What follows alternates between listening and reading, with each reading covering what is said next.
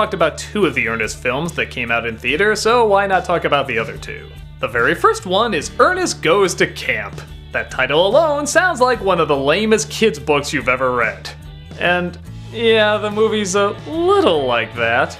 Kinda, if I don't want to be that mean, which I really don't, because it's Ernest. It's stupid, but it's harmless. It's a character who did a ton of commercials that they decided to give a movie to, and they clearly had no idea what to do with him, but man, they're just kind of trying anything in this movie. And sometimes it gets a genuine laugh, but most of the times it's just so awkward and weird and lame that you kind of can't help but laugh.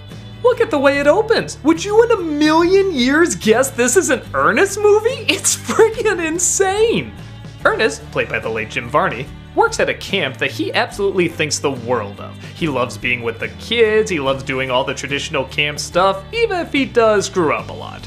The kids at first, big surprise, don't get along with Ernest, but over time they find there's kind of a charm to his goofiness, and of course they form a bit of a relationship, and well, he's always there when the big bad bully kids are always making fun of them, and oh no, will they beat them in the end? Well, we'll have to hold off because there's this big bad construction group, yeah, there's a lot of big bad groups in this, that are trying to tear down the camp. But with Ernest's help and these 2 goofy chefs that have a food launching machine, their awful cooking might cook something up to stop those big bad baddies. Okay, so as the Ernest movies go, and I know that's a very strange sentence to say, this is usually the one that's kind of forgotten and not too many people really talk about. I mean, most people talk about Ernest Saves Christmas, or Ernest Goes to Jail, or even Ernest Scared Stupid, but this was the first one, and for whatever reason, a lot of people don't really talk about it.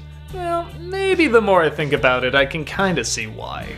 It definitely has its run-of-the-mill slapstick and Jim Varney being over the top and a little bit of heart here and there. But the strange thing about it is, it's actually kind of boring.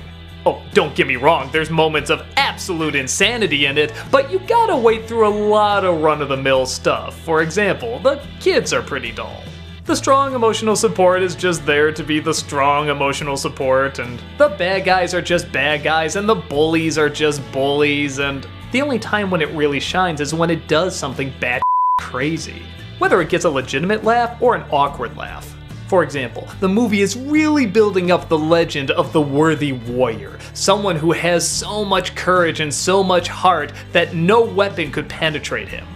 Well, can you guess who that warrior is? The idea of Ernest being this individual is so ludicrous, you kinda can't help but really snicker loudly at it. There's just such a naive stupidity to it that it's kinda hard not to fall in love with it. I'm actually kinda shocked the song I'm Glad It's Raining is not a better well-known song. Maybe because it's in this movie and the movie is usually forgotten, but hearing it again, it's actually really well written, poignant, and depressing even. I kinda can't believe how wrapped up I was getting in it. But yeah, like any of the entertaining moments in this movie, whether good or bad, you gotta wade through a lot of boredom to get to it. I guess I say if you are an Ernest fan, check it out. You'll definitely get Ernest doing his usual stuff. And if you kinda like those old 80s camp movies like Meatballs and so forth, it's got that vibe going with it too. But it's really nothing special.